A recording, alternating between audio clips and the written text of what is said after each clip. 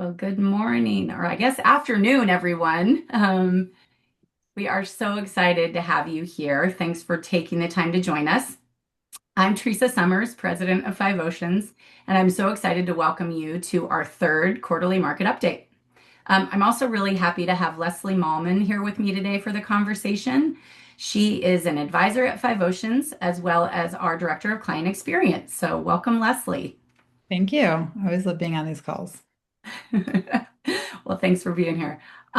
We have heard from a lot of you over the past few quarters that these sessions have been really helpful, not just in cutting through the headlines that we all see about the economy and the markets, but especially in providing meaningful context for what that news really means for long-term investors. While we try not to be the people that react to every blip or breaking alert from CNBC, that's kind of counterintuitive to who we are. We do believe it's really important to just stay informed about the forces that are at work that may be shaping our financial experience over time, both in the near term as well as over the long run. And there is certainly no shortage of headlines right now. Um, that's exactly why we host these conversations. We really hope that today is going to provide you with an opportunity to just step back, get some valuable perspective, and most importantly, perhaps ask questions about whatever's on your mind. And to that point, if you want to submit a question at any time during the webinar, please use the Q&A function in the Zoom controls rather than chat.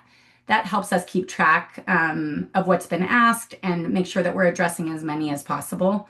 And as always, if for some reason we don't have time to answer your question live, we're going to go ahead and follow up with you afterwards. So please still submit it. Now I'm excited to introduce our featured speaker. We are once again fortunate enough to be joined by Apollo Lupescu of Dimensional Fund Advisors. As a reminder, for those of you that have been with us before, Apollo is vice president at DFA and unofficially serves as their secretary of explaining stuff. He travels the world to help investors and advisors make sense of markets, economics, and human behavior.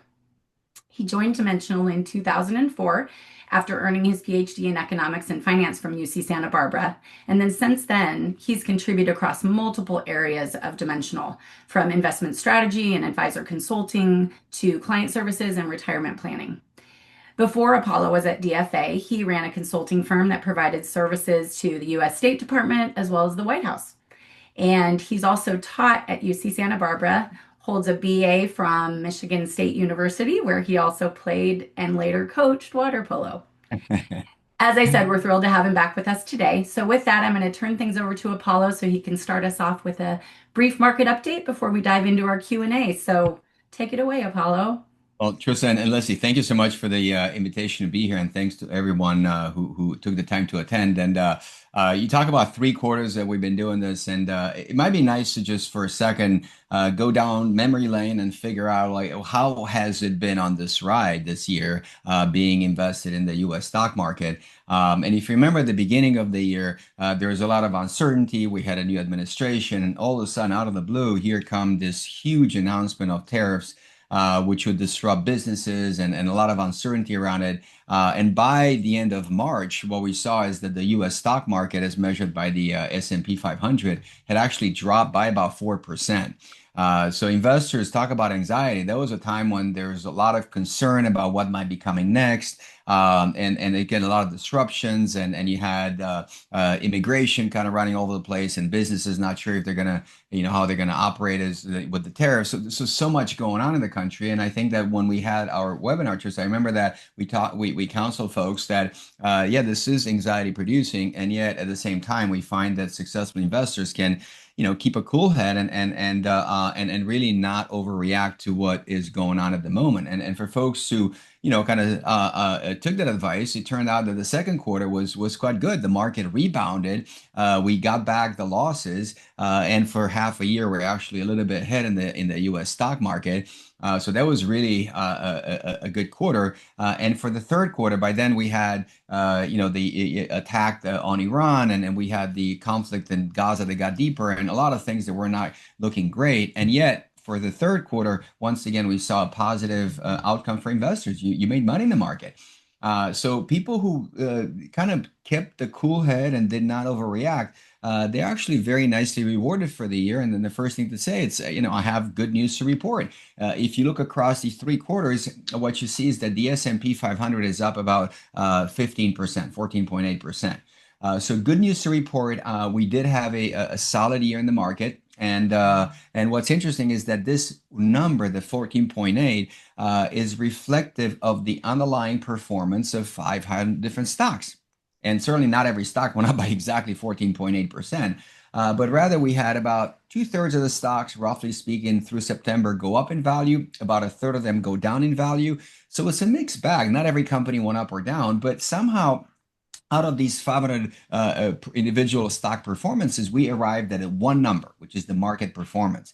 And as we talked before, what's really important to know is that what matters is not just the individual performance of a stock, but also how significant, how big is that stock in terms of its value of ownership in the market. What technically is called market capitalization. It's just a big word to ask, well, how much is that company worth it? And in that respect, the larger the company, the greater the emphasis on its performance. And that's why you hear sometimes about the Magnificent Seven.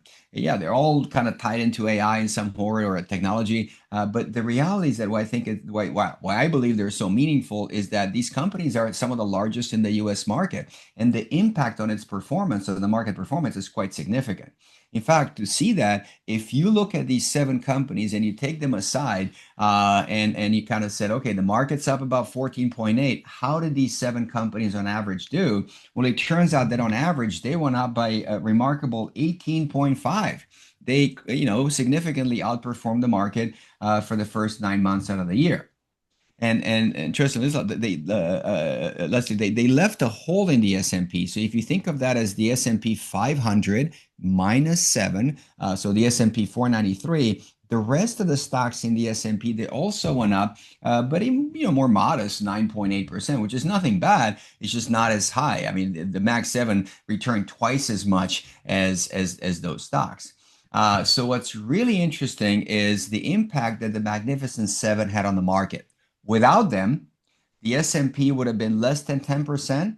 You add these 7 stocks and the market's up about 15%. So a 5% bump in performance because of 7 stocks. And these are giants among giants.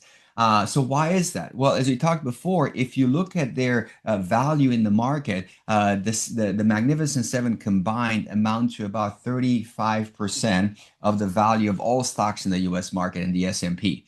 And that's really something, because again, these are large companies, but so are the other ones in the S&P. You got Starbucks, McDonald's, and you got Delta Airlines and so forth. So there are a lot of large companies, and yet somehow these 7 amount to 35%. And what's also interesting, the same 7 companies are part of a different market metric called NASDAQ. And NASDAQ has the same 7 stocks, not at 35%, but rather a whopping 55%. More than half of the performance of NASDAQ is driven by 7 stocks, which is quite a lot if you ask me. It's quite a bit. It's quite concentrated. And what we've been advocating, for a long time is to have a global perspective to investing. And if you do that, then what you would see is that in the global portfolio, which is closer to what Five Oceans would do, you would not miss out on them. You would just have them in a smaller proportion, only about 19% or roughly in that neighborhood. So why am I talking about this? Well, first of all, this idea that in a global allocation, you absolutely would have these. You're not missing out on them. But the second big point that comes to mind is that if you are comparing your results with the market on the news, whether it's the S&P or NASDAQ, you ought to know that by design, your portfolio was not created to match those numbers, because if it would, then you'd have 55% of your money in 7 stocks like NASDAQ. That's quite concentrated. You never know what's going to happen. So to me, it's a bit of managing expectations that there are times when the Magnificent Seven are going to fly very high, and a market metric that's more concentrated in them, it's going to do better. And for the first half, what's so interesting, Leslie, is that for the first half, these Magnificent Seven return half the market performance. In other words, for the first half, this global allocation would have crushed it. And even now, the global allocation is still in line with these Magnificent Seven because international has done really well. So long story, a lot of good news to report. We have these Magnificent Seven and doing well. The market as a whole, international stocks have done very well. Developed countries are up roughly about 25%. Emerging markets up about 27%. So quite significantly better than even the Magnificent Seven. So a good year for investors who kind of kept their head and did not overreact to the early part of the year. That's great. I mean, I every time you do these opening updates, I learn something. And definitely the fact that the Magnificent Seven are 55% of the Nasdaq, I didn't know that prior to today, and that is it's easy to get swept away by those great returns and want to, compare our portfolios to that. But I appreciate you highlighting, the intention behind why we do what we do and how we invest, and that we are participating in those great returns. So as Absolutely. always, great and valuable perspective and keeping it all in context for us. So let's shift gears. I want to go ahead and get into some of the questions that clients have either sent in or that we think might be valuable based on conversations we're hearing. If you're ready for that, we'll shift gears. Absolutely. Let's do Awesome. it. I know that's your favorite part. Yeah. Just a reminder for everybody watching, you can still submit a question using the Q&A function. So feel free to do that if something comes up while Apollo's talking or you think of something. So this time we did get several questions from clients in advance, and I want to make sure that we prioritize those. So first, we had a question come in from a client around PE ratios. Everyone is talking lately about the S&P 500 PE ratio being historically high. It's somewhere in the 27 to 28 range lately. Can you give some context around what the current PE ratios are for diversified DFA equity funds? How do those ratios compare to the S&P 500 now versus historical benchmarks? And then also the client was interested in how dimensional historical multiples compare to where they are currently. So I think just kind of, Yep. some info around that would be great. Yep. So awesome. I'm so glad that we get to talk about this. So because it is a bit this P ratio, it drives, in my opinion, to the heart of investing and what it means to be an investor. When you have some money and you want to buy a share of Google or Tesla or whatever company you have, well, what do you get by buying that? If you buy a bottle of wine, you kind of know I'm going to, drink it. I'm going to feel good. I know exactly what I'm getting. When I buy a coat, when you buy dinner, you know exactly what you're going to get. Now, when you spend the money and you buy a share of ownership, what do you get with that share of stock? Well, it turns out that a share of stock gives you a piece of a company. You get to partake into the ownership of a company. And when you partake in the ownership of any business, because you're part owner now, you are entitled to part of the earnings that the company gets. So the P ratio is P stands for price to earnings. And it's asking this fundamental question. If the company makes $1 in earnings, how much would it cost you to buy that $1 in earnings? That's kind of what this P reflects. And just to make it real, let's just to kind of illustrate the concept. If you look at a company, we mentioned Tesla. At the beginning of the year, Tesla was selling for roughly about $400 a share. So if you had $400, you can go buy yourself dinner or a jacket or a dress, or you can buy a share of Tesla. And if you did this, then you would have been able to partake theoretically in the earnings of that company. And the earnings associated with that one share of ownership, but again, you would have the same claim to a fraction of the profits as Elon Musk, not as much as him, but conceptually you partake in those. Well, the earnings associated with that one share of ownership at the beginning of the year were roughly about $4. So what the P ratio is basically asking in a way is, look at this investment. You spend $400, and at the current rate of earnings over the past 12 months, Tesla is going to come and deposit $4 into your piggy bank as that's your share of earnings associated with that one share. So at this rate, how many years would it take for you to make that initial investment back? And obviously, if you get $4 a year, it will take you about 100 years to make back the $400. So what the P ratio does, it basically gives you an idea of how expensive it is to buy a piece of the earnings, or how long does it take for you to get paid back. It's all in the same idea. You can frame it in different ways, but the fundamental is the same. So the P ratio in the case of Tesla would be roughly about 100 based of the beginning of the year. Now, not every company has the same price and earnings potential. So instead of Tesla, let's just say that he wanted to buy Toyota, which is an international stock, makes cars not built around AI. It's really like just the middle of the road, like make good old hybrid cars and so forth. At the same time, when Tesla was selling for $400, Toyota was selling for about $200. So what's interesting is that the earnings associated with the $200 a share were not $4 like Tesla, but rather 4 times as much. It was around $16 at the beginning of the year. So the price earning, or if you want to think it differently, what's the payback period, was about 12 years, and the P was about 12. So the price earnings is a really important metric because it really tells you how expensive it is to buy a stock, if you want to make it in real English, and how long before I get paid back. And the higher this price earnings ratio, well, perhaps the bigger the expectation that earnings will come down the road. Because obviously somebody paid $400 knowing they're going to get four, thinking that at some point Tesla is going to make money hand over fist. So the expectation might lead the price to go up, and that might be the reason why the price earnings ratio is so high. But the price earnings ratio is fundamentally asking how expensive it is to buy, a dollar of earnings or whatever earnings I get from a company, and be able to compare them with other companies. And generally speaking, in the professional jargon, the relatively more expensive companies like Tesla would be considered to be growth stocks, and the relatively lower priced, they're called value stocks. So in the U.S. market and globally, you're not going to see there's one price earnings. It's just a price earnings based on a variety of companies, and they're all different. But in this case, by the way, just to kind of wrap up this example, you can look right now, and what you see is that the earnings do change. And somebody made a point that, hey, earnings change. They did change. So for Tesla, it's now less than $2.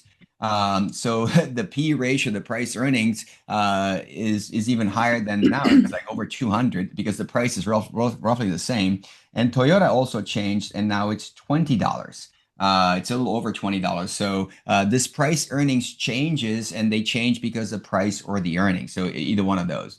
But to me, what I want to start with this reflection is that when you look at the market, it's tempting to look and say, well, all stocks are expensive. No, no, no, no. You have to be a little bit more precise. The price earning changes from one to another, from one company to another. Now, if you combine them all in the S&P, the same way that we look at the performance, you generate a price earnings for the market. But the same as with the performance, the larger the company, the greater the emphasis that you place on those stocks.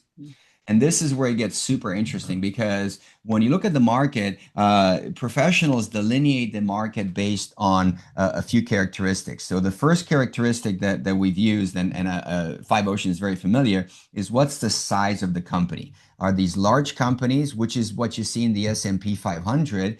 Are you looking at that? Or are you looking at a subset of smaller companies that are also trading in the market, but they're not in the S&P? So think of large companies like the poster child would be McDonald's, large, well-established, mature company, a long track record. A smaller company, for example, as a poster child would be Shake Shack. They're still part of the market, but not nearly as big. And then within all the large and within all the small, you can further delineate based on the relative price, how expensive it is to buy something, and we just saw. And the lower price stocks are value, and you also have the growth. So what's so interesting is that you can look and say, at the moment, the S&P 500, which is a reflection of these these large company stocks, it is 28, roughly around 28. That is the price earning. So it cost you $28 to buy $1 in earnings. So your payback period is roughly about 28 years. Which tends to be on the expensive side because historically the average has been about 18. So that's what the first interesting thing is. When you look at these large companies as a whole, what you see is that it's as a whole it's 28 and the long-term average is 18. But again, this is a split, and half of these companies that are large, more than half are large growth, and then you have a subset of large value. And it turns out that obviously large growth plus large value is the whole large company. And it turns out that when you actually take a look at this, what you find is that within these, the Magnificent Seven are quite remarkably above 28.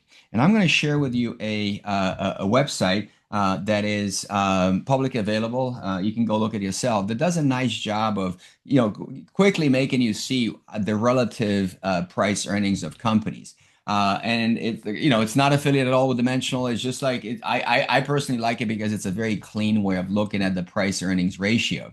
And it's finviz.com, and there's a map there. They're just publicizing data that's available on Yahoo or Google, whatever you look, but in a nice way. So why am I saying here? If you look at these large companies in the US, so the bigger the area of the company, the bigger the size, you see these very big ones. You see NVIDIA. NVIDIA has a price earnings of 51. That's 51. So basically, it would cost you $51 to get $1 of earnings in NVIDIA.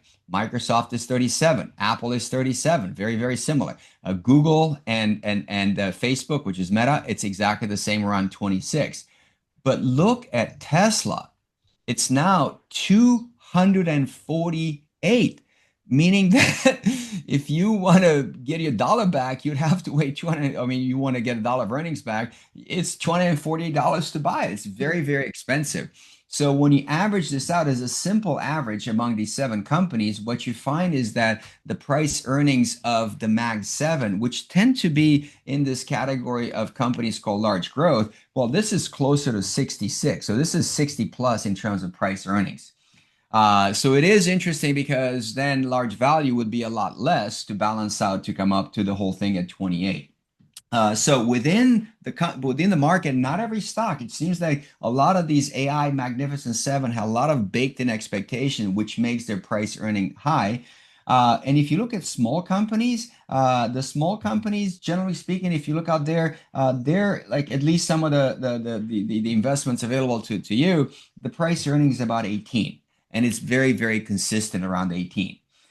So to me, the point that I'm making to answer the question judiciously, it is not that the market as a whole is expensive and every stock in the market is expensive, but rather that you have a subset of large growth stocks, which are part of the S&P, like the Magnificent Seven, which carry a lot of weight in the market. And those on a relative basis, they're quite expensive. Their price earnings is quite high.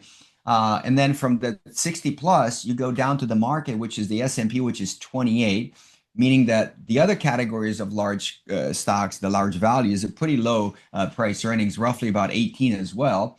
And then when you look at small companies, it's 18 as well. So it's not the entire market, what I'm saying, as being super expensive, parts of it. And as I showed it globally, you can do the same, apply the same thing globally. And it turns out that globally, the price earnings are not as high. So what does it actually mean to you and how to think about this? Well, it's more important than ever to have an advisor who actually looks and makes sure that you're not over invested into these Magnificent Seven. And that's one of the reasons that a second ago, as I was showing you those weights, and I was talking about like how important it is to be diversified and not overly concentrated. To me, I mean, this kind of plays right into that idea because you ought to have these Magnificent Seven just in case they take over and AI is going to blossom and they're going to make a lot of money. You want to own them. I just believe that it's more prudent to do it in a smaller percentage, because globally it's not at all stocks. You just have to be a little bit smarter. And over time, knowing, Leslie and Tris and Mark and Chris and everybody else, like I know that typically Five Ocean had a bit of an additional exposure that they wanted to offer to small companies and value stocks, which is exactly what right now seems to be a very logical thing to do. Thank you so much for breaking it down in that way. I thought it was really interesting to see that chart and how you walked us through that. Thank you. We have another client question coming in on what are your thoughts on the spending habits of the top 10% of Americans, which represents 50% of spending in this country, and how that spending may change the next 1 to 3 years? And in turn, how would that change in spending impact the market? And are there Yeah, are and any type, oh, yeah, sorry, it's and then along with interesting. that, are there asset classes that we should be looking at given trade wars and unemployment? Yeah, and there are a few questions that are kind of baked in there. So if I were to disentangle them, I'd say when you look at the spending habits of the top 10%, I have not seen any data suggesting that the last 2 or 3 years or 5 years for that matter, there has been a significant shift in the way that people spend money in those percentages. So are they consuming more or less? I don't really see that in the data as being like that's obvious, or there's a change that somehow it's so obvious that's going to happen. So that's not really in the data. But what it is interesting about the stock market as a whole is that when a trader, when an investor puts money into a company, whether it's Tesla, Toyota, you name it, all of these companies that I mentioned, what they are seeing is like a form an expectation. And if they do see there's a change in the pattern of how these 10 percenters or whatever the society at large spends money, either benefiting or hurting some individual companies, the investors right now have gotten really good at making adjustments, looking ahead and pricing in those expectations. So, I don't really see anything in the data, but if investors see that, they would already price it in today. And because of that, it's really hard to say, I want to get on that trend of what might come next, what asset classes, whatever I should invest because of the way that people might spend money. Because if there was anything obvious about it, the market would have already priced the good news for those companies in the current valuation. So to us, there are two things. One, we don't see anything obvious that's changed in society that would lead us to believe that the people would move money differently. And secondly, if there was such a thing, then by now I can tell you that the market would have accounted and the price of those stocks would have gone higher. And then it begs the question, is it still a good deal, even as the trend might happen? And because of that, we don't recommend that you should make moves based on those forecasts because the market is so it's so professional today and it's so driven by data and it's so competitive that I'd have a hard time believing that somehow everybody ignored this. I just, so that's kind of a bit of a not disappointing answer, but I wish I can tell you go put money into that investment. It would be complete guesswork. And that's the first part. Now, the second question is, what about trade wars and how should you put money? Again, it's something that get sometimes it gets overly simplified that the market is driven by an event or certain things. Remember that the market is made out of thousands of companies, and if you have the global perspective, it's more like 12,000 different companies. And what drives them, it's really the dynamics of each individual stock is different. So it's hard to say there's one thing that's going to drive the market, and that includes tariffs. Because if you look at tariffs, the intuition is that tariffs are good or bad for the market depending on who you believe. But a lot of people have been anxious about them, and you could look at data and to see well what happens with tariffs, and you got to be a little careful because if you look at the first Trump administration, we had tariffs and trade wars, kind of like it's like a bit of a redo of what we went through in the first Trump era. And the question is, when you have so much uncertainty and volatility in trade wars, how did the market react? How would you have fared as an investor? And it turns out that over the course of those 4 years, quite well, a dollar would have grown by 80%. So there was a really nice outcome, despite perhaps the anxieties. And it's kind of hard to predict. And obviously, you can also put the issue on the other foot and say, well, we're the ones imposing tariffs. What about the recipients? And then you got China. China was the major recipient. And over those same exact 4 years, they didn't go up by 80%. They actually went up by 100%. They outperformed the US market. They did significantly better. So if you're going to try to pick a trade and say I should buy or not buy, you got to be careful. Even this year, like you look at US up about 15% and the Chinese stock market up about 40 plus percent, which would have been counterintuitive if I told you at the beginning of the year, go put money in China because the US is going to impose 100% tariffs and it's going to be a trade war. You've been like, are you nuts? Who would do that? You look at the friends to the north, to the Canadians, their stock market's doing better despite the fact that everybody says, well, they sell so much to the US. And even our friends to South, Mexico, the stock market there, it's just crushing it. So again, you got to be careful with these overly simplified versions of reality that there is a specific trade to be made because of one reason to another. And even what seems really obvious, it's just not. I'll give you the last example just to kind of really see how hard it is to do this. If you go in the first Trump administration, they really try to protect domestic industries. And one of the industry that they selected was steel. And there's a company that carries the name of the industry, United States Steel Corporation. And if you go back to the January of 2017, when they're coming in the White House, you can see that the price per share of U.S. Steel tanked. Like just it was just losing value like crazy, lost about half its value. And then they start talking perhaps about imposing tariffs against foreign competitors so U.S. Steel can compete better. And perhaps on those expectations, you saw a huge run up in the value of U.S. Steel with absolutely no clarity whatsoever that this is going to happen or not. So ultimately, did the tariffs happen? They did. In March of 2018, we did impose tariffs, and that's clearly a huge benefit. So if you're an investor thinking, wow, this is milk and honey, I got to put money in US Steel because now it's got the backing of the US government. What would have happened? By the time they lost the election in 2020, US Steel lost the vast majority of its value despite having the backing of the government and what seemingly was a no-brainer trade. And what's the story here? It's again what I mentioned earlier. There's not one thing that moves the market universally across all companies. Even bad news can be good news for companies sometimes. It's just not. There are too many variables that matter, and this is one of them, but it's not a primary one. I don't believe there's any one primary, whether it's the Fed, tariffs, even when the war in Ukraine exploded the first time, like years ago. Well, guess what? All these energy companies went up. Why? Because oil was going to be more expensive, and they benefited from that. Defense contractors, when Israel and folks in Gaza and Hamas are fighting, well, that's good. So in other words, it's not universal. You got to be super careful, and the more you try to play the market like that, the more you end up getting hurt financially, not physically.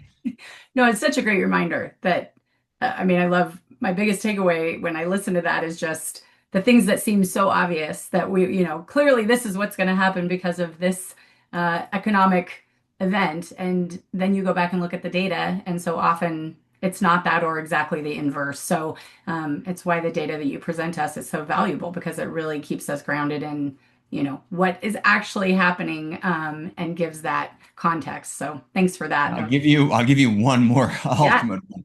If somebody had told the client, the gentleman or the lady who asked the question, if I had told you that I have a crystal ball, and I do have one, and in December 2019, I would tell you that in a couple of months, or in 3 months, in March of 2020, we would have to confront a global pandemic where every single economy in the world is going to be shut down to some degree. People cannot leave their homes, millions of people dead around the world.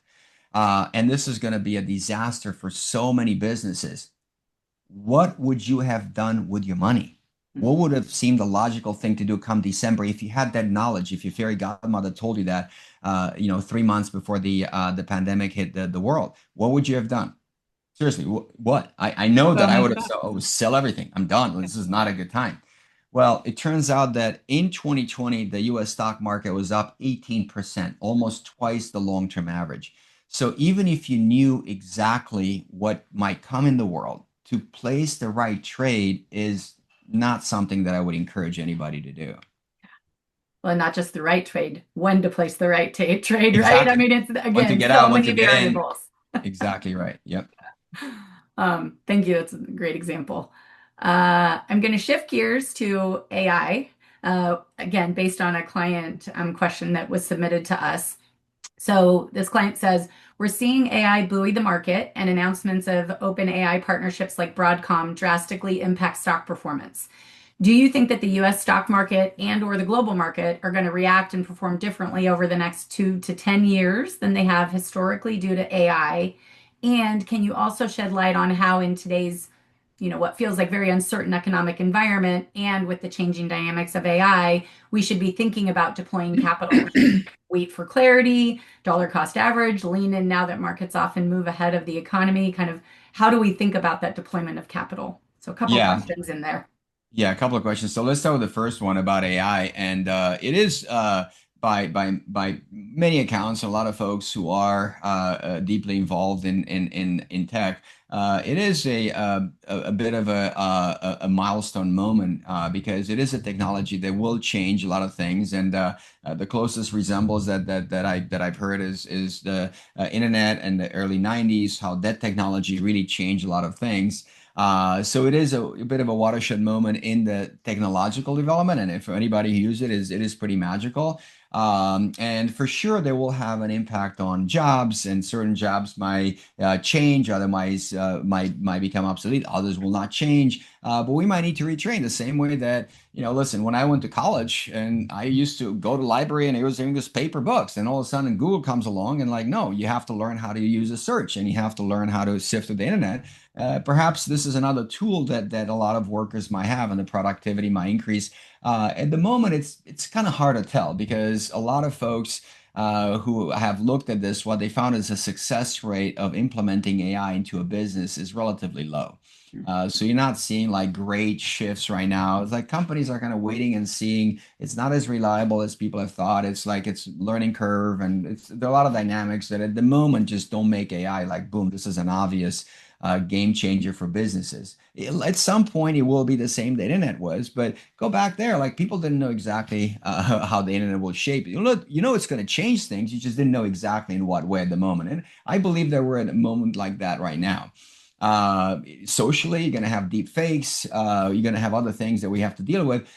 But the concentration of my answer, I'd like it to be on investing. What does it mean? Because that's what the client actually asked. From an investment perspective, what does it mean? And to me, it means a few things. Number one is that this is a technology that indeed will shape companies and will change certain things. And there's no doubt that it's going to have an impact on the world. And right now, there are a handful of companies. They're all participating, and they're in this arms race to develop an even better and better AI. And if you look at the history, and if you look at private equity, if you look at the data in general, what you find is that when something like this happens, and in general, actually investing, what you see is that if you're looking at 10 companies, whether they're large, they're small, they're startup, they're AI, generally speaking, when you look at 10 companies, one or two of these are going to shoot the lights out. They're going to boom, they're going to take off, and they're going to dominate the sector, and they're going to be the great ones. You're going to have maybe five or six who are going to chug along and just do okay, and they're going to have a handful, they're going to disappear. And those percentages, they tend to be pretty consistent, whether you look at the market as a whole, look at private investing, you look at small companies, it's roughly the same. So what I think it's useful to think about that out of these 10 companies, they're all kind of piling money. It is likely that one or two are going to really dominate, take off, and just do amazingly well and give investors different, super multiples. And then others are going to maybe chug along and others will disappear. At the moment, though, it's not clear at all. It's not clear at all which ones are the winners. That's a big thing. I wish I had known. Back when NVIDIA first got started, the private equity company that helped it, I think it was Klein Perkins, Perkins Klein or Benchmark Sequoia. I forgot exactly which one. There were basically 10 video card manufacturers, and out of the 10, only NVIDIA survived, but the multiples of NVIDIA are just through the roof. And I have a feeling that to some degree, out of these companies, one or two are going to take off. We just don't know which ones at the moment, and because of that, you kind of have to own them all. The second thing about AI that's so interesting is that among these companies who are piling in, there are huge investments being made. And if you look at, for example, OpenAI, the company that has first come out with ChatGPT, it's reported that the investments they're making in building data centers and buying chips are in the hundreds of billions of dollars a year. And yet today in the Wall Street Journal, it got reported that their revenue is 13 billion, which is nothing to sneeze at, but it's basically a fraction. It's like 10% or so, if not less, of what they're spending in infrastructure. Mm. So there's a lot of money being spent right now. And I don't feel like right now the industry has figured out a clean way to monetize it. In other words, the economics at the moment are kind of sketchy. You're piling in a lot of money, a lot of money, a lot of money, and you're not really getting much in revenue. So you got to be a little careful because, again, some of these companies might not be able to pull through. That's the second consideration. The third consideration around AI is that when a new technology comes along like this, it is quite often that the biggest beneficiaries are not the creators of the technology as much as the users. And simple example is if you go to the supermarket, there's a scanner. Well, who benefits more from the scanning technology? The company that makes the scanner or the supermarket itself? So, in my view, the biggest beneficiaries of AI might not be the companies creating it because they're competing with each other. The price are probably going to go down, but the bigger beneficiaries might be the logistics companies, might be the supermarkets, might be retailers, other folks who can use AI to improve their processes and productivity. And because of that, it is hugely important not to say, well, AI means that I have to buy AI companies. No, AI is going to benefit, it's going to lift all the boats, and some boats are going to fly even higher than the AI shops. So because of that, it's still a great idea to be broadly diversified. We talked about another point is like how expensive it is to buy AI. In the example of Tesla, I think there is the expectation they're going to make money down the road, a lot of money down the road. And that begs the question, is it still a good deal to buy at this particular price? And how much do I want to put into these companies that have gotten relatively more expensive? And the last two, just quickly, because you got me going on this. What we're suggesting is have this global perspective to investing, and we've been advocating this. And in fact, you can redraw a world map where you plot the landmass of all the companies that you can buy and sell around the world. And if you did that, this is what the map will look like. The US is the largest stock market, about over 3,000 companies, amounting to about 65% of the value of all companies in the world. So the bulk of the money would go in the US for a globally diversified, balanced investor. But across the world, you have over 10,000 companies in which you can invest. And again, what we've been advocating is think you're investing in companies, not in countries. And if you think that way, basically what Five Ocean does is combines all these companies and gives you a taste of the global productive capacity, a piece of every single meaningful company in the world. And if you did that, some of the largest holdings will be companies like NVIDIA, which is great because they are at the forefront of AI. But it turns out that if you actually dig a little deeper, what you find is that NVIDIA only designs the chips. They're like a baker who came up with a recipe for the best cookie in the world, and they have it. It's the best cookie in the world. It's just they don't have a kitchen. NVIDIA has no manufacturing facilities, and to produce their most advanced chips, it turns out there's only one single factory in the entire world, a company in the entire world that can produce those advanced chips, and they have to fight for factory space with Google and Apple, and that company is an investment in emerging markets. It's Taiwan Semiconductor Manufacturing Corporation. If they wouldn't have that factory space, there'd be nothing for NVIDIA to sell. And in that factory, there's a machine. There's pretty much science fiction how complex it is and precise it is. If you shoot a laser beam from here to the moon, you would hit a ping pong ball. And that machine is produced by a company in the Netherlands. So that is an investment in international developed, and that is ASML. So to me, the reason I bring this up is that, it would seem that the obvious AI investment is NVIDIA. But if you actually look at the global value chain, which is all over the world, the question is who holds the cards? I mean, who can potentially make a lot of money out of this AI? Because TSMC theoretically can charge whatever they want. Because NVIDIA Okay, if I don't pay you, I have nothing to sell. ASML can charge whatever they want for their machines because there is no other manufacturer in the world that would even get close to producing that machine. So because of that, it kind of comes back ultimately to exactly the same point that we've been advocating so far. You ought to own these AI companies. I would not make an extra play on them, but own them commensurate to their value in the global portfolio so you not miss out on them. But I would not just make a separate play only for AI. I would just keep it in the context of a globally diversified portfolio. Yeah, thanks to add a little bit more color to that too. While you were talking, I was thinking of, I live in San Francisco, so I know a lot of people who work in tech. And the other day I was talking with somebody who's a senior engineer at a large tech firm, and he was talking about his frustration of the higher ups and the executives in the company thinking like, oh, there's AI now, everybody can work 10 times faster. And that's just not the reality for what they're actually able to do. And so Yep. I think there's a lot of impression out there that everybody's able to move at lightning speed, but in reality, that's not what's happening. Yeah, it's a bit of hype that's out there, but Yeah. there's no doubt that at some point, like AI will have a meaningful impact, the same way that Google and the internet had a huge impact on the way we do things. It wasn't necessarily like what we had expected when the internet was first introduced to all of us. Yeah. I have another question for you that you've sort of already touched on a little bit, and I think I know what direction you'll go with this. But over the past 10 years, when we've been talking with clients and reviewing their portfolios, the US has been outperforming international and emerging. And then this year, we're in the middle of doing reviews, and this year it's switched. And emerging and international are outperforming.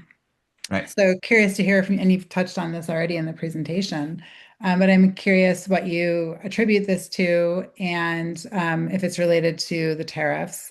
And then also several clients are wondering if now they should be increasing their ex-US allocation, particularly given perspectives that perhaps the US administration is making some erratic decisions. And Yeah. curious what your thoughts are there. So the first thing is, as you pointed out, like the markets this year have flipped, and the international is doing quite a bit better than the U.S. And going back to earlier comments, I would be hesitant to find a reason why this is happening. I think that there are tons of reasons that it's possible that trade wars is one of them. It's possible that people are saying, okay, if the U.S. wants to barricade itself and form a citadel and not trade, great. That's 25% of the world economy. The rest of the 75, we're still going to trade with each other, and that's what you're seeing right now. A lot of free trade agreements, they just simply exclude the U.S. So it's possible that that might be a reason. It's possible that the dollar being a little bit weaker, it's benefiting U.S. Producers, and it's benefiting us as investors. So that's a possibility. So there are a lot of reasons, and I'd be hesitant to kind of find there's one. But why do I think conceptually that people, let's start with conceptual and then look at data, should put money in international? Well, I showed you a second ago, there's a world market capitalization map that kind of gives you an idea on a relative basis what different markets are. So to begin with, what we suggest is have an advisor examine these weights and decide out of $100 in that you want to put in stocks, how much should go to U.S. versus international. And what we typically find, and this is something what the team there at Five Ocean can help you with, that typically it's about more than half, about two-thirds, whatever the percentage is specifically, that goes into U.S. stocks. So international is more of a diversification play. So if let's say you put 70% just to toss a number in U.S., then you might put 10% in emerging markets, 20% in international developed. But certainly none of these are going to compete with the weight that you put in the U.S. Now, why does it make sense? To me, it starts by thinking that if you just want to own U.S. companies, whether now or in the past, what you're saying is that, for example, I want to have a piece of great American car companies like Ford, Toyota, not Toyota, but Ford, GM, or Tesla, and that makes sense. On the other hand, whether it's San Francisco, it's Arizona, anywhere you go, you're going to see some Beamers, Mercedes, VW, Porsches, and those brands are owned by German companies. And is it completely silly to consider buying those? You look at great American companies like brands like Jeep and Chrysler. Those are owned by Stellantis, which is an Italian company trading in Milan. You have the Japanese car companies that we're all familiar with. Ironically, great British brands like Land Rover and Jaguar, they're owned by an Indian company. And then Volvo. Volvo is owned by a Chinese company. The largest electric manufacturer is Chinese. You have the Korean shops coming along. So the big question is here, like it's just very intuitive. Yes, let's consider let's own Ford and GM. Absolutely makes sense to Ford and GM, great American companies. But is it that horrible to think about considering and exploring opportunities like BMW, Toyota, or Jeep for that matter, just because they happen to be traded abroad? And to me, it's just another example that there are a lot of things that we buy that are brands that are owned by companies abroad. So if we purchase their products, why not also partake in their success as a stock? But the reason that most people are looking at the US and saying, let's put money there is because if you look at the decade from 2010 to 2020, what you saw is that if you rank the countries, the US was very high. And I know it's small print, but I'm going to point out that yellow is the bar representing the US. And it's the second best performing market over that decade behind New Zealand. And that's when a lot of people kind of start saying, well, we got to put more money in the US. And what we want to see as investors is how consistent is this outperformance? And if we see this decade after decade, perhaps it's time to maybe kind of make a shift.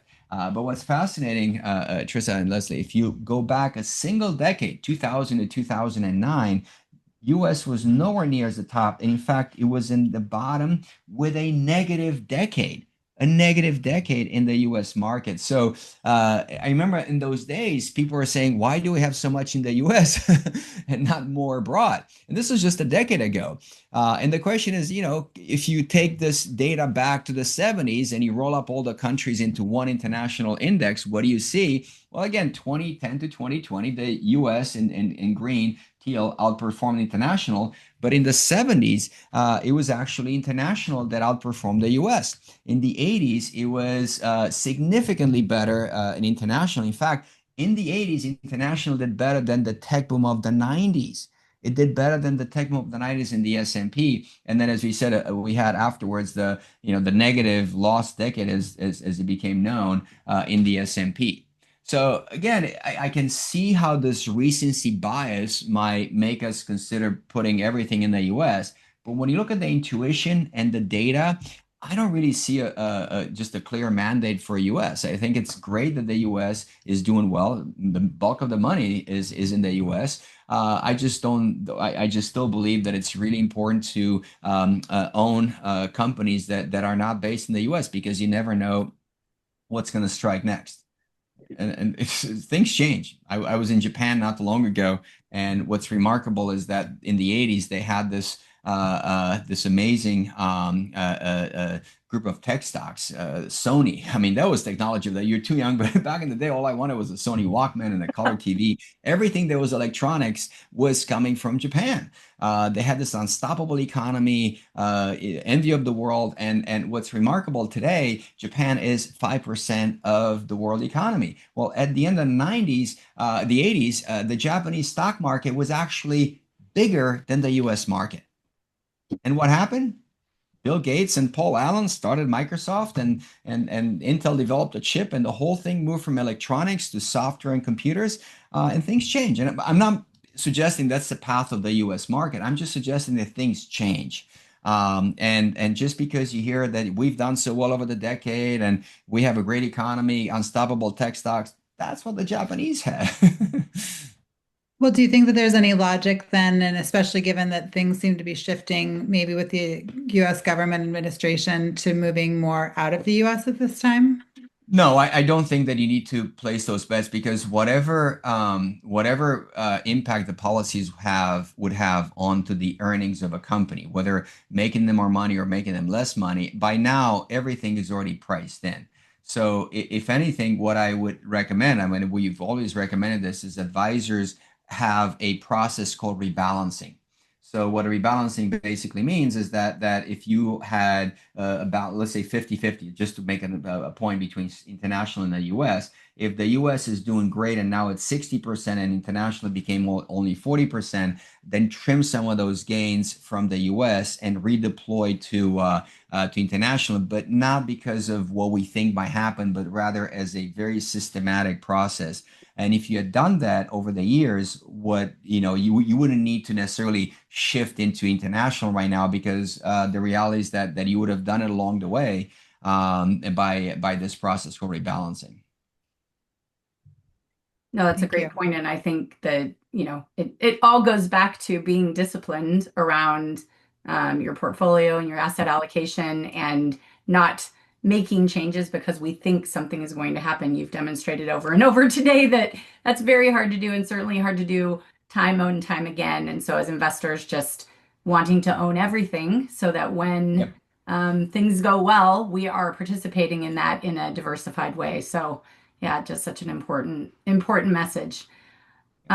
I know we only have 5 minutes left. We were going to talk about Bitcoin, but I'm not going to make you do that in 5 minutes because I know that's a little bit more extensive. We had one of the questions I asked earlier had a little sub question, and so I'm thinking maybe we'll go back to that if you're Yep. willing.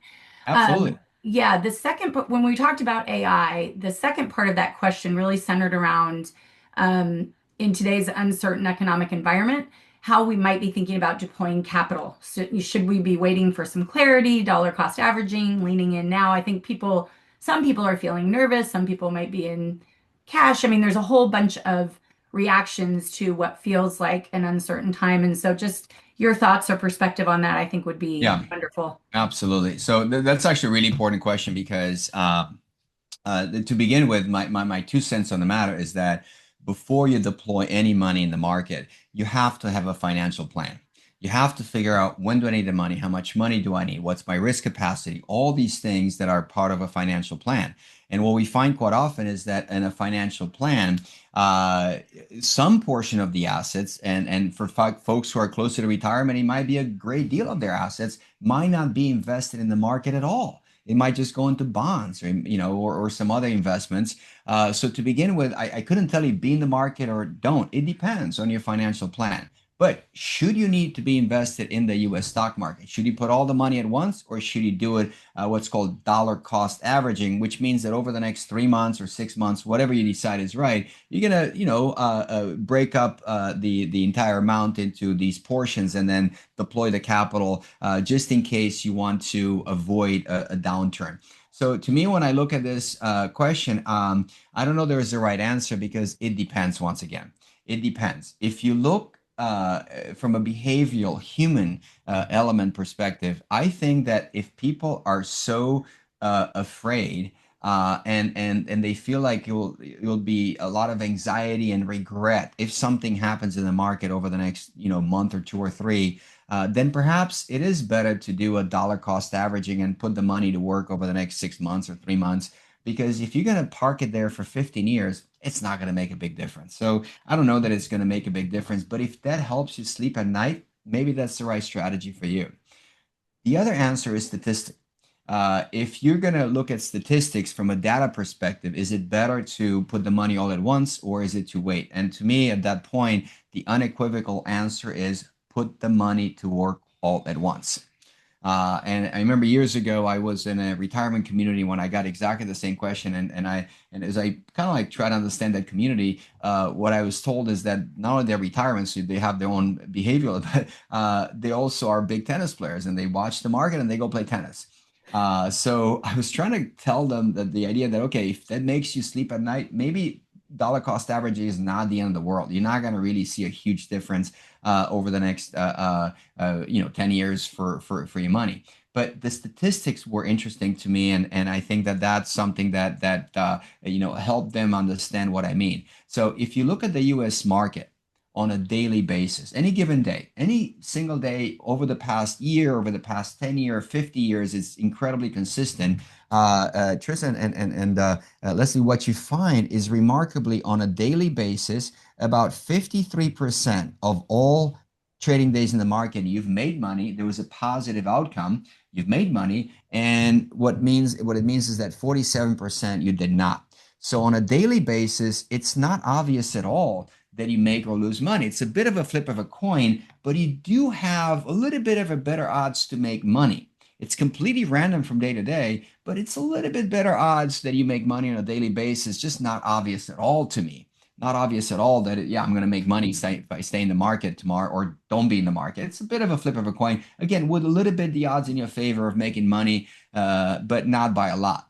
Now, if you actually now shift gears and you ask the question, well, what about on a quarterly basis? And you look over the past 50 years in the US stock market, what's so interesting that on a quarterly basis, what you see is that 71% of the quarters have been positive and only 29% have been negative, which is super interesting because what it says is that if you're going to pull the money out of the market and you're not sitting in the market, what are you more likely to miss? A positive quarter or a negative quarter? And it's obviously a negative quarter. So you could miss it in a negative one, pat yourself on the back. But again, look at the odds. What are you more likely to miss? So, we don't know how next quarter is going to play out. Nobody does. But statistically, you have better odds of seeing a positive than a negative. And the longer you wait, the worse the odds become. Because on an annual basis, what you see is that you basically have about 79% or 78% of the years or so that are positive and only 22% negative. So the longer you stay out of the market, the more likely it is that you'll miss something good. So my expectation is that next quarter is going to be a positive one because statistically you have better odds than negative. Now, one of the things that I try to do, and I kind of wrap it up with this, I try to connect it with the other hobby they had, which is tennis. And I was curious to see, well, how do you get to become a champion? And if you don't recognize this gentleman, his name is Roger. His name is Roger Federer, arguably the all-time best male player. And this was just about the time that he retired. And I wanted to see how do you get to be the best of all times? And this is where it gets interesting, is that if you look at Roger Federer and you ask what percentage of the points did he win in his career? Well, the answer is that Roger Federer, again, arguably the all-time best male player in the world, won roughly about 54% of the points that he played. So arguably the all-time best male player lost roughly half the points. It wasn't obvious that if you see him playing a point, he's going to win it or not. But if you shift gears and you ask, well, what percentage of the sets did Roger win? Well, that number goes up to about 75%. And if you're patient enough for the whole game, you find out that he won about 82% of the matches, 81% of the matches that he played. And what I thought it was so interesting is how closely these numbers resemble the market. Making money in the market, it's pretty much identical statistically as Roger Federer winning a point. Again, it's quite random, but if you give Roger some time, if you give the market some time to work for you, what you see is that the odds become greater and greater. So to me, statistically speaking, I think if you want to, bet on a winner, bet on Roger winning a match more so than winning a point. But if you wait, the longer you wait, the more likely that you'll miss something good there rather than something bad. So again, it depends on the person. There's a behavioral element. And if you are that person, then do a dollar cost averaging. If you like statistics and you understand markets, then perhaps statistically you're better off putting all the money at work. Oh, that was a fantastic illustration and so interesting that those are so correlated. And you're right, there is such an emotional and behavioral piece to that question and the decision that you come to. But just knowing from a straight financial statistics standpoint, kind of what the answer is, and then all the other things that we have to contend with as investors. So thank you so much. That was perfect. And I know we're a little over time. As always, it is a pleasure to have you. Leslie, thank you so much for being a part of today. And we're going to look forward to next quarter together and hope everyone has a great remainder of your day. Bye-bye. Thanks, Apollo. Thank Thanks, you. Leslie. Thanks. Bye-bye. Bye-bye.